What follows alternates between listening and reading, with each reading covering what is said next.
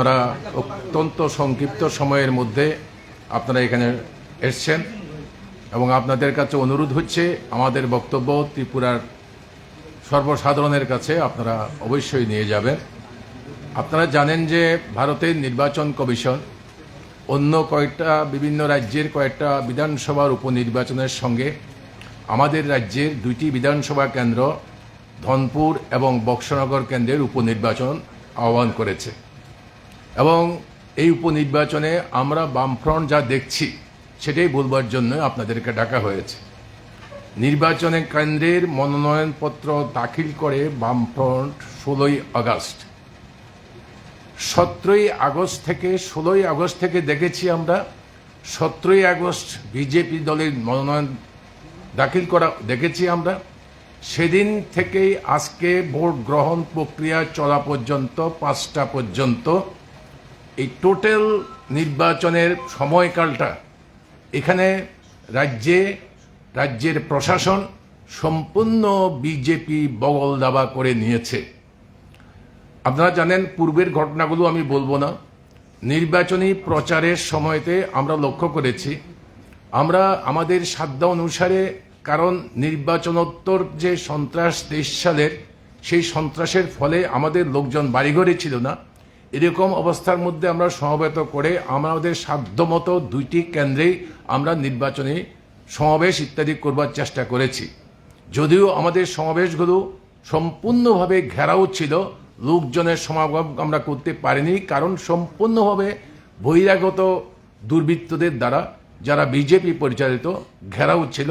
এই অবস্থার মধ্যে আমরা সীমিত পরিসরে 2টি বিধানসভা কেন্দ্রের আমাদের সাধ্য অনুসারে আমরা আমাদের নির্বাচনে প্রচার করেছি। আপনারা দেখেছেন যে 2রা সেপ্টেম্বর মনাইপাথর প্রথম একটা ইনসিডেন্ট ঘটে। 2 জন রাজ্য সরকারের মন্ত্রিসভার 2 জন সদস্যের উপস্থিতিতে আমাদের বৈধ অনুমতি থাকার পরেও কমরেড মানিক সরকারের ওখানকার উনি নির্বাচিত হয়েছেন, ওখান থেকে মুখ্যমন্ত্রী হয়েছেন, এটা আপনারা সকলে জানেন, দরকার নেই বিশেষণের। ওইখানে আমাদের বৈধ অনুমতি থাকার পরেও আমাদেরকে 2টা মন্ত্রীর উপস্থিতিতে বিজেপি দুর্বৃত্তরা আমাদের সভা করতে বাধা সৃষ্টি করে। ধন্যবাদ যে মনাইপাথরের জনগণ, তারা শেষ পর্যন্ত অপেক্ষা করেন এবং শেষে কমরেড মানিক সরকার জনগণের উদ্দেশ্যে ওইখানে দাঁড়িয়ে বক্তব্য রাখতে সক্ষম হন। এরপরে ভোট প্রচার শেষ হলো, নির্বাচন কমিশনের ঘোষণা হচ্ছে সাইলেন্স মোড, এখন আর কোনো প্রচার থাকবে না, সরব প্রচার শেষ। 3রা সেপ্টেম্বর বিকেল 4টা থেকে সরব প্রচার বন্ধ। যেই সরব প্রচার বন্ধ হলো, আমরা যারা প্রচার করতে গিয়েছিলাম আমাদের কেউ থাকার তো কোনো প্রশ্নই নেই, ওই 2টি বিধানসভা কেন্দ্রের বাইরের কোনো লোক থাকার কোনো প্রশ্নই নেই। দেখা গেল বিশালগড়, উদয়পুর, বিলোনিয়া এবং সোনামুড়ার এই 2টি বিধানসভা কেন্দ্রের বাইরের যারা সেখানে থাকতে পারেন না, নির্বাচন কমিশন কোনো অবস্থায় যাদেরকে অ্যালাউ করেননি, সরব প্রচার শেষ হওয়ার পরে তারা সেখানে জড়ো হতে আরম্ভ করেন এবং সেটা জড়ো হতে হতে সর্বশেষ আমাদের অনুমান হচ্ছে প্রায় 2000-এরও বেশি এই বিজেপি কর্মী এই সাব ডিভিশনগুলোতে জড়ো হন, যাতে একাধিক মন্ত্রী এমএলএরাও এতে ছিলেন। সম্পূর্ণ নির্বাচন প্রক্রিয়াকে আপনার বৃদ্ধাঙ্গুষ্ঠী দেখিয়ে ওরা এই সমস্ত করতে আরম্ভ করেন। তখনই আমরা টের পাই এই নির্বাচন কি হতে যাচ্ছে, ওরা কেউ বেরিয়ে আসছে না। 3rd সেপ্টেম্বর যেদিন সরব প্রচার শেষ হলো, বিকেল থেকে রাত্রিবেলা থেকেই আরম্ভ হয়েছে বাড়ি বাড়ি ধমক দেওয়া। কাকে? সিপিআইএম এর কর্মী নেতা বাছাই করে প্রত্যেকটা পুলিং বুথে 2টি বিধানসভা কেন্দ্রে রাত্রিবেলা ধমক দিতে আরম্ভ করলেন। কালকে কেউ, এবং এটা ছোট জায়গা, সবাই বুঝতে পারে কে কোন জায়গার এজেন্ট হওয়ার সম্ভাবনা আছে, সম্ভাবনা পরে যারা এজেন্ট হবে প্রার্থীর পক্ষে এবং যারা আমাদের কর্মী ভোটার নিয়ে আসবে তাদেরকে বাধা দিতে আরম্ভ করলেন এবং তারা বাধা দিতে আরম্ভ করলেন, বাড়ি বাড়িতে হামলা আরম্ভ করলেন। আমরা সঙ্গে সঙ্গে এই ঘটনাগুলো সিইও, আরও, ডিস্ট্রিক্ট ম্যাজিস্ট্রেট, এসপি সংশ্লিষ্ট 2টা থানাকে আমরা জানাই। কিন্তু আমি আগেই বলেছি এই প্রশাসনের এই যন্ত্রটা সম্পূর্ণভাবে কবজা করা বিজেপির, এবং তারা কিছুই করেনি। আমি হামলার ঘটনাগুলো বলি, তারপরে আমি পলিটিক্যাল এতে আসব। 4 সেপ্টেম্বর রাত্রিবেলা সবচেয়ে ন্যাক্কারজনক ঘটনা ঘটল বক্সনগরে। বিজেপির প্রার্থী তোফাজ্জল হোসেন, উনি নিজে আমাদের একজন লোকাল কমিটির মেম্বার তাপজ্জল হোসেনকে, আমাদের আবু জাফরকে দারুণভাবে আক্রমণ করেছে। এবং আপনারা অবাক হয়ে যাবেন, বক্সনগর হাসপাতালে কোনো রেজিস্ট্রি করা হয়নি, একটা পেশেন্টকে ট্রিটমেন্ট করা হয়েছে, ব্যান্ডেজ করা হয়েছে, কোনো রেজিস্ট্রি নেই। ওখান থেকে ওরা নিজেদের উদ্যোগে জিবি হাসপাতালে আসেন, জিবি হাসপাতালে ট্রিটমেন্ট করার পরে উনি ওনার আত্মীয়ের বাড়িতে চলে যান। এইভাবে মানে এই চলছে, হামলা হুজ্জতেই চলছে, সবাই হচ্ছে বহিরাগত এই গুন্ডারা। আজকে 5 সেপ্টেম্বরে যখন সকাল 6টার আগের থেকে যখন আমাদের এজেন্টরা ঢুকবেন, তাদেরকে একই কায়দায় এই 4 তারিখ যেভাবে রাত্রিবেলা হয়েছে, আজকে দিনের বেলায় সেটা আরম্ভ হয়েছে, জায়গায় জায়গায় আক্রমণ করছে। এবং আক্রমণ করে আমাদের আপনার একজন কমরেড TYF এর জয়ন্ত দেববর্মা, ওকে আহত করে ও জিবি হাসপাতালে চিকিৎসার পরে এখন এসছে। এইভাবে লাগাতারভাবে আক্রমণ করছে। কোনো ভোটার, কোনো বিরোধী দলের কোনো কর্মী, সমর্থক, দরদি ভোট কেন্দ্রে যাওয়ার জন্য, এজেন্ট হওয়ার জন্য সাহস দেখাতে পারছে না, এরকম অবস্থায় চলছে। এবং আপনারা দেখবেন যে 6টা থেকে 7টা পুলিং, সকালবেলা যখন পুলিং এজেন্টরা ঢুকবে, এই ঢুকার সময়তেই তাদেরকে সেখানে বাধা দেয়। আপনার ধনপুরে 59টা পুলিং বুথের মধ্যে প্রাথমিকভাবে 6টা থেকে 7টার মধ্যে আমাদের 19 জন ঢুকতে সক্ষম হয়, এবং বক্সনগরে 51টা পুলিং বুথের মধ্যে 16 জন কোনো রকমের ঢুকতে, পালিয়ে টালিয়ে লুকিয়ে কোনো রকমের ঢুকতে সমর্থ হয়। যারা 10টার পরে সবাই অলমোস্ট অল, যারা 2-1 জন হয়তো এদিকে থাকলেও থাকতে পারেন, যারা কোনো রকমে সেখানে রয়ে যেতে পারেন, বাকি সবাইকে বের করে দেওয়া হয়। আমরা এই ঘটনাগুলো ঘটার সঙ্গে সঙ্গে আপনাদেরকে বলার জন্য অপেক্ষা রাখিনি। আমরা CEO, RO, SP Sepahijala, DM Sepahijala এবং সংশ্লিষ্ট সমস্ত কর্তৃপক্ষকে জানিয়েছি। আরও ন্যাক্কারজনক ঘটনা হচ্ছে, আজকে রাজ্য মন্ত্রিসভার একজন মন্ত্রী বিকাশ দেববর্মা, উনি নিজে উপস্থিত হয়ে নির্বাচনে আচরণবিধি ভঙ্গ করে উনি আজকেও সেখানে এই করছিলেন। আমাদের অভিযোগ, আমাদের পার্টির সম্পাদকের অভিযোগের পরিপ্রেক্ষিতে শেষে প্রশাসন গিয়ে দেখেছে, হ্যাঁ, ওনাকে ওইখান থেকে চলে যেতে অনুরোধ করেন। এই হচ্ছে প্রশাসনকে, মানে মন্ত্রীরা কিভাবে নির্লজ্জভাবে এই সমস্ত করেছেন, আপনার নির্বাচনী আচরণ বিধি ভঙ্গ করেছেন। শুধু কয়েকজন মন্ত্রী বা বিজেপির কর্মী না, সমগ্র নির্বাচনের মধ্যে আমরা দেখছি মাননীয় মুখ্যমন্ত্রী ডক্টর প্রফেসর মানিক সাহার নেতৃত্বে মন্ত্রী পরিষদ, গোটা মন্ত্রী পরিষদই 17 তারিখ যেদিন মনোনয়নপত্র দাখিল করে, ওই দিন থেকে 4 তারিখ পর্যন্ত এই বক্সনগরে অবস্থান করছেন। সকালে চলে যাচ্ছেন, রাত্রিবেলা অনেক রাত্রে ফেরত আসছেন। হ্যাঁ, নির্বাচনী প্রচার করার জন্য আমরা স্বাগত জানাবো। রাজনৈতিক তর্ক বিতর্ক হবে, এটাই স্বাভাবিক। প্রত্যেক রাজনৈতিক দল তার বক্তব্য রাখবে, মন্ত্রীরা যাবেন, তাতে আমাদের কোনো আপত্তি নেই। কিন্তু মন্ত্রীরা গিয়ে কি করেছেন? মাননীয় মুখ্যমন্ত্রী তার মন্ত্রী পরিষদ নিয়ে সোনামুড়াতে এই 2টি বিধানসভা কেন্দ্রে কি করেছেন? শুধু জনগণের কাছে আবেদন জানাতে গিয়েছেন। ওনারা আতঙ্কে ভুগছিলেন। সবচেয়ে বড় আতঙ্ক সেটা আপনারা জানেন যে 6 মাস আগে হয়ে যাওয়া বিধানসভা নির্বাচনে তারা 40% নিচে ভোট পেয়ে মুখ্যমন্ত্রী হয়েছেন, ক্ষমতায় এসছেন। 60% বিজেপিকে ভোট দেয়নি। এবং এই 6 মাসের মধ্যে এমন কোনো মিরাকেল, এমন কোনো ঘটনা ঘটেনি যে ওরা বিরাট কিছু করেছে, ভোটাররা ভোট এখন শিফট হয়ে বিজেপির পক্ষে গেছে, আগের মনোভাব পরিবর্তন করে, এমন কোনো ঘটনা ঘটেনি। কাজেই তারা আতঙ্কিত ছিল এই 2টি আসনে তারা জিততে পারবেন না। মানিকলাল সাহা এবং মুখ্যমন্ত্রী, মাননীয় মুখ্যমন্ত্রী, ওনার নেতৃত্বে মন্ত্রী পরিষদ বিজেপি দলের সভাপতি রাজীব ভট্টাচার্যের নেতৃত্বে ওনার সমস্ত ভারতীয় জনতা পার্টির নেতৃত্ব, ওনারা সেখানে ঘাঁটি গাড়েন এবং মানুষকে প্রলোভিত করেন। কিভাবে মডেল কোড অফ কন্ডাক্ট ভঙ্গ করেছে? সেলফ হেল্প গ্রুপ, এখানে সরকারের কোষাগার থেকে 5,000 টাকা করে দেওয়া হয়েছে সংশ্লিষ্ট মন্ত্রী। বিএমএস এর যারা ওয়ার্কার তাদেরকে 200 টাকা করে 2,000 টাকা করে দেওয়া হয়েছে। আশা কর্মীদের ডেকে নিয়ে ওদেরকে একটা শাড়ি এবং 1,000 টাকা করে দিয়েছে। মাননীয় মুখ্যমন্ত্রী, অঙ্গনওয়াড়ি সহ, এবং মাননীয় মুখ্যমন্ত্রী আপনাদের টিভি ক্যামেরাতে আমরা দেখেছি উনি গিয়ে মাদ্রাসা শিক্ষকদের যারা ওনার সরকারের বেতনভুক্ত কর্মচারী তাদের সঙ্গে বসে মিটিং করছেন। ওখানে কি লেনদেন হয়েছে আমরা জানি না, যাই হোক ওনার মিটিং করেছে এবং ক্যাশ বিলি হয়েছে। এইভাবে লাগাতারভাবে মডেল কোড অফ কন্ডাক্ট ভঙ্গ করেছে। আপনারা শুনলে অবাক হয়ে যাবেন যে ওদের এমএলএরা যারা ঢুকেছে সবাই পকেটে টাকার বান্ডেল, এবং এমএলএদের মাধ্যমে আর দায়িত্বপ্রাপ্ত যারা পার্টির লিডার ওইখানকার জন্য তাদের মাধ্যমে ভোটারদের কাছে ক্যাশ টাকা ভোটারদের কাছে বিলি বন্টন হয়েছে। কাজে এইরকম অবস্থার মধ্যে এই নির্বাচনটা সম্পূর্ণরূপে আজকে পর্যন্ত প্রহসনে পরিণত করেছে। এবং এই যে আপনার এইরকম একটি অবস্থার মধ্যে দাঁড়িয়ে আজকে নির্বাচন, আমরা মনে করি যে এই নির্বাচন সম্পূর্ণভাবে প্রহসনাত্মক নির্বাচন হয়েছে। এই নির্বাচন আমরা মেনে নিতে পারি না। এই নির্বাচন বাতিল করতে হবে।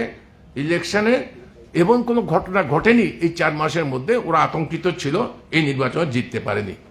তো আজকেও আমি বিকাশ দেববর্মার কথা বলেছিলাম। তো এরকম একটি অবস্থার মধ্যে আমরা দাবি করছি যে ভারতের নির্বাচন কমিশন এই 2টি বিধানসভা কেন্দ্রের সম্পূর্ণ ভোট কেন্দ্র রিগড হয়েছে এবং ভোট বাতিল করো, নতুন নির্বাচনের ব্যবস্থা করো। এবং সেই নির্বাচন করতে হবে।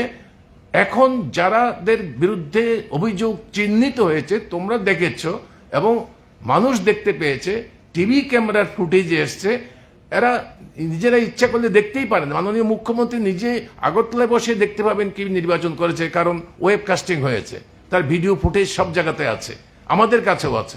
আমরাও দেখতে পাচ্ছি যে কিভাবে একটা ভোট কেন্দ্রে দলে দলে লোক ঢুকে ভোট দিচ্ছে, ইভেন 5টার সময়, যখন ভোটার থাকার স্বাভাবিকভাবে কথা না।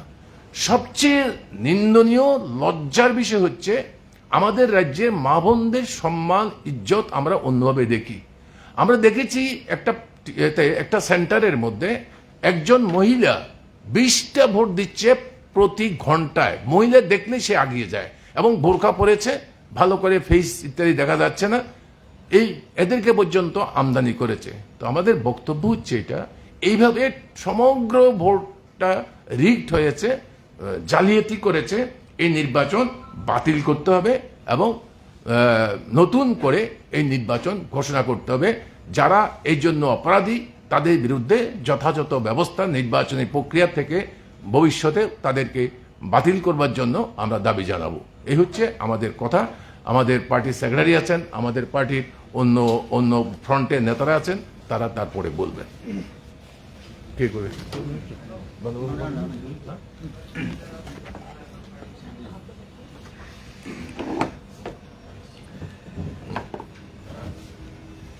তো অন্য কথা বলার আগে ধনপুর এবং বক্সনগরের যে নির্বাচক মণ্ডলীকে তাদেরকে ধন্যবাদ জানাবো যে শাসক দল প্রশাসনকে ব্যবহার করে দিন দুপুরে আবার এই অমাবস্যার ডেকে আনার সমস্ত চেষ্টার মধ্যেও এই 2টি বিধানসভা কেন্দ্রের যারা নির্বাচক মণ্ডলী শুধু আজকে এই ভোটের দিন না, শুরু থেকে তারা তাদের অধিকার প্রয়োগ করার জন্য নানাভাবে চেষ্টা করেছেন, আপ্রাণ চেষ্টা করেছেন, কিন্তু পারেননি। কারণ শাসক দল গোটা প্রশাসনকে নিয়ে যখন যুদ্ধ ঘোষণা করে তখন নাগরিকরা অসহায় হয়ে পড়ে। যদিও এটা সবসময় এরকম থাকার কথা না, এটাই হয়েছে। কাজেই ভোটারদের প্রতি আমাদের কোনো অভিযোগ নেই, তাদেরকে ধন্যবাদ জানাচ্ছি তাদের এই চেষ্টার জন্য। দ্বিতীয় আরেকটা হলো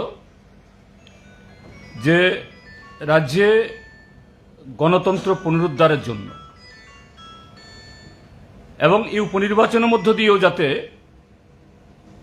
মানুষের অধিকার সুরক্ষিত করা যায়, এই চেষ্টা ধর্মনিরপেক্ষ এবং গণতান্ত্রিক দলগুলোর তরফ থেকে চেষ্টা হয়েছিল। এবং আজকে এই ভোটের প্রচার থেকে শুরু করে আজকেও নানাভাবে বিরোধী দলের অন্যান্য কর্মী সমর্থকরা তারাও চেষ্টা করেছেন, আক্রান্ত হয়েছেন। কাজে তাদের আগামী দিন এই প্রয়াস জারি থাকবে এটা আশা করি। এখন যে কথাগুলি বলা হয়েছে সেখানে যেটা বলবো যে গত 2022-এর 4টা বিধানসভা উপনির্বাচনে আমরা এরকম একটা প্রশাসনত্ব নির্বাচন দেখেছিলাম এই আগরতলা শহরেরই 8 বর্দোয়ালি কেন্দ্রে। এবং এই 8 বর্দোয়ালি কেন্দ্রের উপনির্বাচনের মধ্য দিয়ে ত্রিপুরা রাজ্যের আজকের যিনি মাননীয় মুখ্যমন্ত্রী, তখনও মুখ্যমন্ত্রী পদে ছিলেন, তিনি বিধানসভার প্রবেশের অনুমতি পান। আমরা আশা করেছিলাম, সারা ত্রিপুরা রাজ্যের মানুষও এটা আশা করেছিল যে গত বিধানসভা নির্বাচন এটা অনেক এই নির্বাচনী বিতর্ক হয়েছে, লড়াই হয়েছে এবং সেই লড়াই থেকে যে ফলাফল যে জনগণ দিয়েছেন, যে 60% মানুষ ভারতীয় জনতা পার্টির এই বন্দা জনবিরোধী অগণতান্ত্রিক রাজনীতির বিরুদ্ধে রায় দিয়েছেন। যাই হোক, আমাদের দেশে গণতান্ত্রিক ব্যবস্থা বা ভারতীয় নির্বাচনী বিধি অনুযায়ী সামগ্রিকভাবে ভোট কম পেলেও যদি আসন বেশি পাওয়া যায় সরকার তারাই যান, আমাদের ব্যবস্থা তাই। আমরা আশা করেছিলাম যিনি আজকের রাজ্যের মাননীয় মুখ্যমন্ত্রী, তিনি সেই 2022-এ যে কায়দায় তিনি বিধানসভায় প্রবেশ করেছেন তিনি তার পুনরাবৃত্তি ঘটাবেন না। এই নির্বাচন এবং গত 6 মাস আগে রাজ্যের জনগণ যে শিক্ষা দিয়েছেন তা থেকে শিক্ষা নেবেন, কিন্তু হয়নি। আমরা শুরু থেকেই আমাদের আশঙ্কা ছিল, এখানে আমাদের আহ্বায়ক বলেছেন 16ই আগস্ট আমরা মনোনয়নপত্র জমা দিই, তার পরদিন বিজেপি তাদের মনোনয়নপত্র জমা দেন। দেখা গেল 16 তারিখে সে মনোনয়নপত্র জমার মিছিল আমিও ছিলাম। মহকুমা শাসক এবং মহকুমা পুলিশ আধিকারিক ঘোষণা করল যে এসডিএম অফিসের চত্বরটা ব্যারিকেড করে, সেখানে সেই ব্যারিকেড ভেদ করে যাওয়া যাবে না, মিছিল যাওয়া যাবে না। 6 জনের বেশি মনোনয়নপত্র জমার জন্য আর একজন লোক অতিরিক্ত যেতে পারবে না। আমরা তখনও সোনামুড়া থেকে ফিরে আসিনি, কিন্তু দেখা গেল সেই ব্যারিকেডের ভেতর তখন পুলিশ আধিকারিক আমাদের শুনিয়েছিল এটা প্রটেক্টেড, এই প্রটেক্টেড এরিয়ার ভেতরে কোনো রাজনৈতিক অ্যাক্টিভিটি করা যাবে না।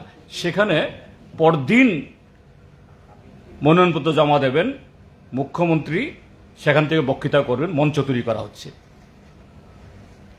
সেদিন থেকে আমাদের আশঙ্কা হয়েছিল যে এই প্রশাসন, এই প্রশাসনিক যন্ত্র যদি প্রথম দিন থেকে এইভাবে শাসক দলের কাছে মাথা নত করে, সারেন্ডার করে,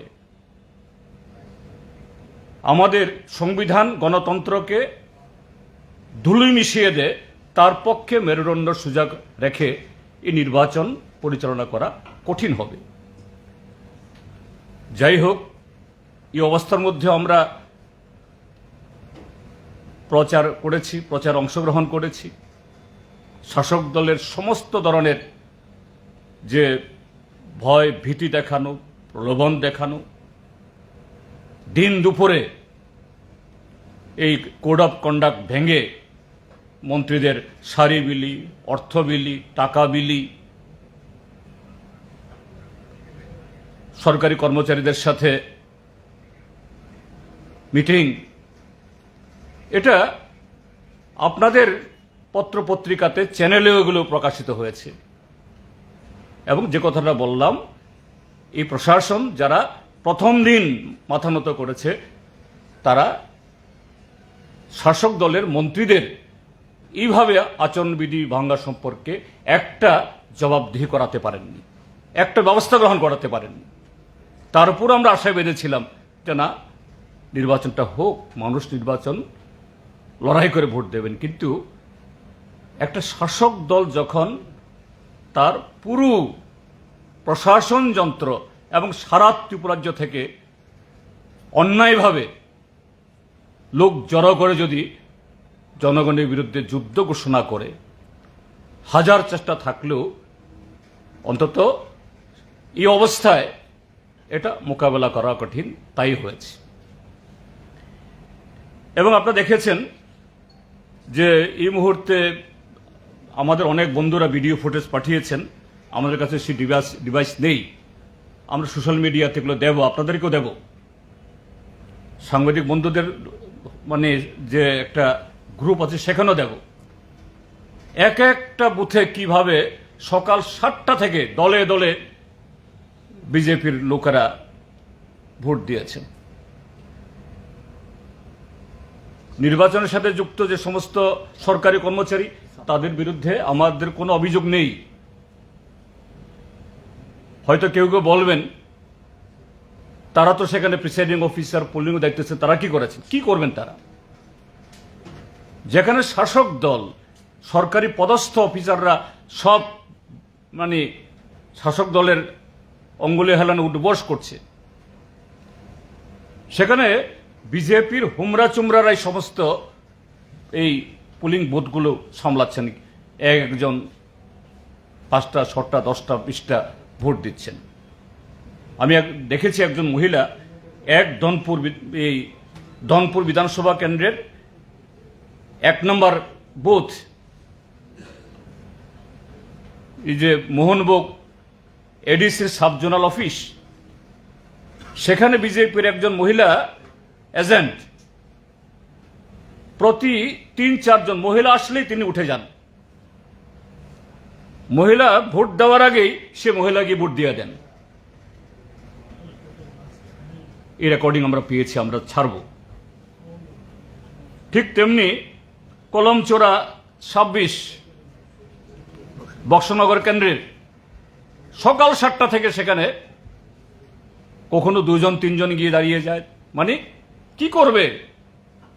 আমি আবারও বলছি, প্রিসাইডিং অফিসার, পোলিং অফিসারদের বিরুদ্ধে আমাদের কোনো অভিযোগ নেই, কেননা তাদের পক্ষে যেখানে গোটা মন্ত্রিসভা, গোটা সরকার প্রশাসনকে কাবু করে সংবিধানের বিরুদ্ধে, গণতন্ত্রের বিরুদ্ধে এরকম যুদ্ধ ঘোষণা করে, তখন তাদের কিছু করার থাকে না।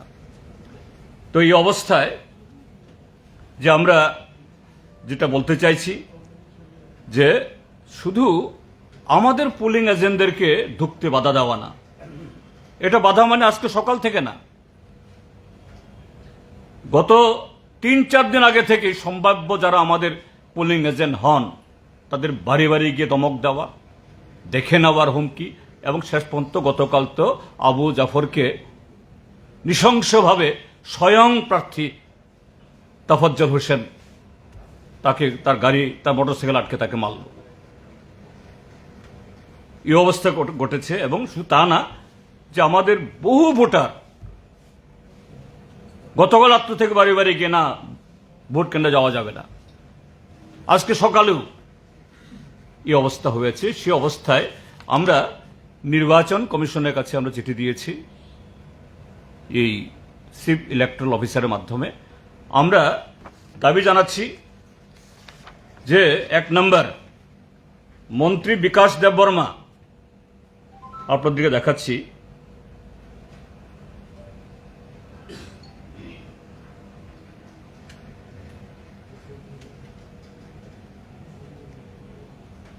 এই যে গতকাল রাত্র 9টায় আমি ডিএমকে মেসেজ পাঠিয়েছি, পরিষ্কার লিখেছি যে এই মোহনভোগে একজন সাহার বাড়িতে, তারপরে চন্দলে একজন নোয়াতিয়া বাড়িতে,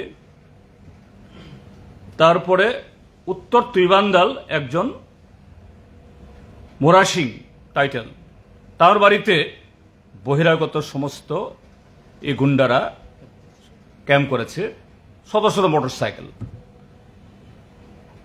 মন্ত্রীও ছিল, আমি ইচ্ছে করে মন্ত্রীর নাম বলিনি, কারণ মন্ত্রীর নাম বললে পুলিশ নিয়ে হয়ে যায়। আমি ডিএম এবং এসপিকে লিখেছি এবং ডিএম আমাকে সঙ্গে সঙ্গেই অ্যাকনোলেজ করেছেন, ওকে স্যার। গতকাল রাত 9টায় কিন্তু কিচ্ছু করেনি। হয়তো পুলিশ গেছে, বাস গিয়ে তেল পুড়িয়ে চলে এসছে। আজকে আবার তখন 12টা 14 মিনিট আমি লিখেছি DMK, right now minister Bikash Debbarma is camping at 23-4 Dhanpur assembly constituency, এই মানে 4 নম্বর বুথে, Mohanbhog high school along with a big group of outsiders. তার কিছুক্ষণ বাদেই এই মন্ত্রীর নেতৃত্বে সেখানে ভোটারদের লাইনে ঢুকে মারপিট শুরু হলো, ত্রাস সৃষ্টি করা হলো। এই ঘটনার আরো আধা ঘন্টা আগে প্রাক্তন মন্ত্রী রামপদ জমাতিয়া, আমি মেসেজ পাঠাইনি ডিএমকে, আমি তখন এই ফোন করলাম যে রামপদ জমাতিয়া ঘুরছে, কি করে ঘুরেছে, তার বাড়ি হলো কিল্লা। ডিএম আমাকে আবার সঙ্গে সঙ্গে, স্যার আমি দেখছি বলছে না, তাকে এখান থেকে সরানো হয়েছে। কোথায় সরল? শুধু মন্ত্রী বিকাশ দেববর্মা না, প্রাক্তন মন্ত্রী রামপদ জমাতিয়া না, আরেকজন মন্ত্রী শুক্লাচরণ নোয়াতিয়া এবং আরো কিছু আছে, তারা হয়তো ঘর থেকে বেরোননি, বক্সনগর এবং দনপুর বিধানসভা কেন্দ্রে ছিলেন। কেউ কেউ সোনামরা শহরে ক্যাম্প করে গিয়ে এই যে বাইরের থেকে অসংখ্য লোক এনেছে, এদেরকে তারা কন্ট্রোল করেছে। কিভাবে গণতন্ত্রের টুটি চেপে ধরা যায়, গলা টিপে হত্যা করা যায় এবং হত্যা করেছে।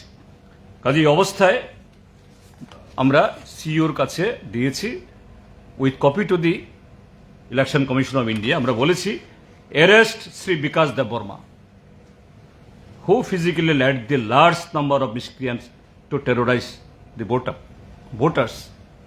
কারণ সেখানে গিয়ে বহু ভোটারের মোটরসাইকেল ভেঙেছে, বাড়িঘর ভেঙেছে, হুমকি দিয়ে গেছে, আজকে দেখিয়ে দেবে স্বয়ং মন্ত্রী নেতৃত্বে। আমরা এরপরে বলেছি, remove SP Sipahijala, SP Sipahijala mister Reddy. এই রেড্ডি গত ফেব্রুয়ারির যে ইলেকশন, তখনও তার সম্পর্কে আমাদের বহু অভিযোগ ছিল। গত বিধানসভা নির্বাচনের আগে তখন তিনি ওয়েস্টের এসপি ছিলেন। ওয়েস্ট ত্রিপুরার পুলিশকে তিনি আরএসএস এর ক্যাম্পে পাঠাচ্ছেন ট্রেনিং এর জন্য। এই রেড্ডি এখন পোস্টেড। কাজেই আমরা ভেবেছিলাম যে রেড্ডি এখনো young officer, young IPS officer, তার ক্যারিয়ার বহু লম্বা, সারা জীবন তো মানিক সাহারা বাঁচাবে না।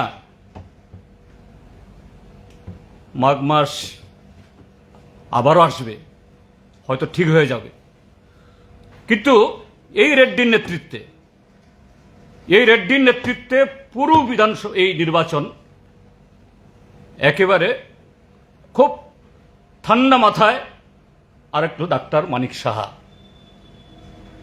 মানিক সাহা নাম পড়ে গিয়েছিল তখন ছাপ্পা মুখ্যমন্ত্রী। ভাবলাম তিনি তার ছাপ্পা মুখ্যমন্ত্রীর এই ছাপটা তিনি তুলে ফেলতে পারবেন। আমরা চেয়েছিলাম আমাদের মুখ্যমন্ত্রী তো এই নামটা না থাকুক, কিন্তু তিনি সে ছাপ্পা থেকে ছাপ্পা তুলতে পারলেন না এবং রেড্ডিকে দিয়ে এই অপারেশনগুলি করালেন। তাই আমরা দাবি করছি পুরো নির্বাচন বাতিল করা হোক, রিপোলিং হোক পুরো বিধানসভা দুটিতে, এবং এই এসপিকে এখান থেকে সরানো হোক। দুইজন যে রিটার্নিং অফিসার তাদেরকে সরানো হোক। তাদের পক্ষে যেভাবে মাথা নত করেছে, মেরুদণ্ড তাদের যেভাবে তারা নত করেছে, এই মেরুদণ্ড সোজা করার ক্ষমতা সেখানে নেই। এবং এই রিপোলিং সোনামুড়া মহকুমাতে কর্মরত যে সমস্ত সরকারি কর্মচারী, শিক্ষক, তাদের দিয়ে হবে না। তাদের দোষ নেই, কারণ সোনামুড়ায় থেকে, জলে থেকে কুমিরের সাথে লড়াই করা কঠিন। কাজে বাইরে থেকে আমাদের রাজ্যেরই অন্য জেলা থেকে লোক নিয়ে তাহলে তাদের উপরে সরাসরি আঘাতটা সেরকমভাবে হবে না। এটা না হলে পরে এই যে গণতন্ত্রের যে শ্মশানভূমি তৈরি করেছে, এই কলঙ্ক থেকে ত্রিপুরাকে রক্ষা করা যাবে না। এই জন্যই আমরা অত্যন্ত দুঃখের সাথে, বেদনার সাথে এই দাবিগুলি করতে বাধ্য হচ্ছি, এই অভিযোগগুলি করতে বাধ্য হচ্ছি। এবং অবশ্যই এই জায়গায় যে ডিএম, তার সম্পর্কে বলিনি, কিন্তু সেও যে গত ফেব্রুয়ারিতে তার দায়িত্ব ছিল ঊনকোটি জেলাতে, আমরা দেখেছি ডিএম তখন ভালো ভূমিকা নিয়েছেন এবং পোস্ট ইলেকশন সিনারিওতেও একজন মন্ত্রীর নেতৃত্বে এই ফটিগ্রায়ে প্রচণ্ড আক্রমণ করতে গেছিল। এই ডিএমই তখন দাঁড়িয়েছেন যে না, এটা হতে দেব না, কিন্তু তিনিও তার মেরুদণ্ড সোজা রাখতে পারেননি। যাই হোক, আমরা তার কথা বলছি না, কিন্তু বলছি এসপির কথা। আমরা মানে ক্যাটাগরিগুলি আমরা বলছি, কারণ এই এসপির নেতৃত্বেই বিজেপির সাথে যোগ সাজস করে বসে কাকে কোথায় কোন জায়গাতে রাখতে হবে, কোত্থেকে অপারেশন করবে, এগুলি করে আজকে গণতন্ত্রের এই নিধন করেছে। গণতন্ত্রের লজ্জা এবং মানুষের অধিকার এইভাবে বুলণ্ঠিত করল বিজেপি।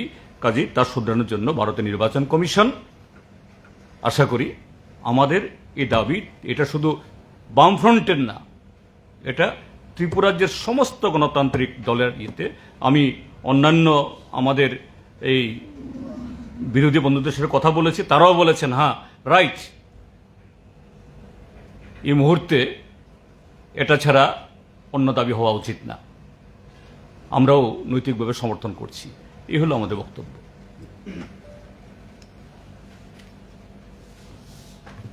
ঠিক আছে।